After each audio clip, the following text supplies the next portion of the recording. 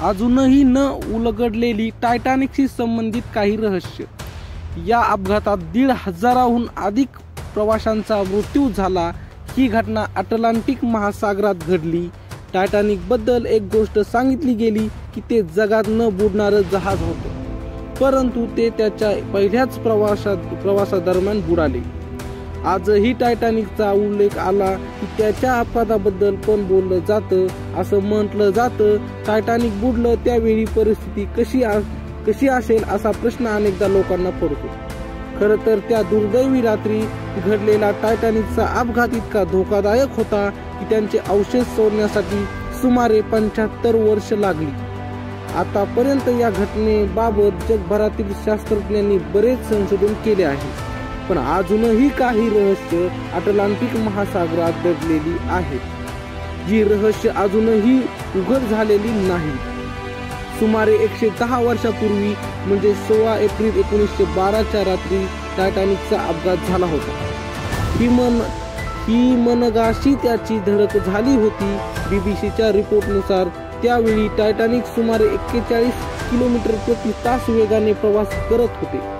ते इंग्लंडमधील साऊथ स्पॅटनहून अमेरिकेतील न्यूयॉर्कला जात होता। 16 एप्रिलच्या रात्री जहाजावरील सर्व प्रवासी झोपलेले असताना टायटॅनिक हिमनगाला धडकून भीषण अपघात झाला। या अपघातात 1,500हून अधिक प्रवाशांचा मृत्यू झाला। ही घटना अटलांटिक महासागरात घडली।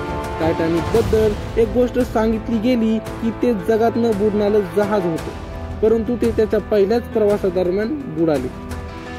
जगात सर्वात मोठे जहाज असलेल्या टायटॅनिक बद्दल एक गोष्ट सांगितली गेली की ते कधीही न बुडणारे जहाज होते। मात्र ते जहाज बनवताना टायटॅनिकची निर्मिती करण्यात आली। त्यात काही खास प्रकारचे डबे बांधले गेले, जेणेकरून जरी जहाज बुडण्याच्या स्थितीत असलं तरी हे त्या डब्यामुळे बुडणार नाही, असं एका तज्ञांच्या आधारे तयार करण्यात आलेल्या बीबीसीच्या अहवालात म्हटले आहे।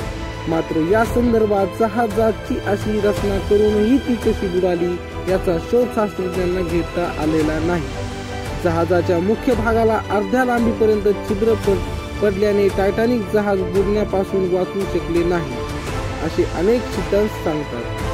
ब्लू बर्डने हजारो लोकांचा बळी घेतला होता का? रिपोर्टनुसार अटलांटिक महासागरात जेव्हा हे जहाज भरधाव वेगाने धावते तेव्हा हा सन्मान दिला जातो, त्याला ब्लू बर्ड मिळतो।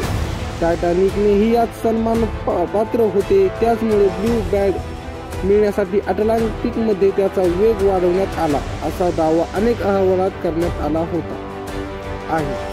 टायटॅनिक साऊथहॅम्प्टन ते न्यूयॉर्क या आपल्या पहिल्या प्रवासाला निघाला होता, जो तो पूर्ण करू शकला नाही। अशा परिस्थितीत टायटॅनिकच्या वेगावरही प्रश्न उपस्थित केले जातात। टायटॅनिक वेगाने अपघाताचे कारण, टायटॅनिकचे 2 तुकडे कसे झाले? टायटॅनिकचे 2 पीस ब्रेकअप हा स्वतःच एक आश्चर्यकारक विषय आहे। त्यामुळे टायटॅनिकचे 2 तुकडे कशामुळे झाले याचा शोध आजवर जगभरातील अनेक तज्ञांनी घेता आलेला नाही। मित्रांनो, ही छोटीशी माहिती कशी वाटली कमेंटमध्ये नक्की सांगा। आणि आमच्या असेच पाहण्यासाठी चॅनलला मात्र सबस्क्राईब नक्की करा। भेटूया पुढच्या व्हिडिओमध्ये, तोपर्यंत धन्यवाद।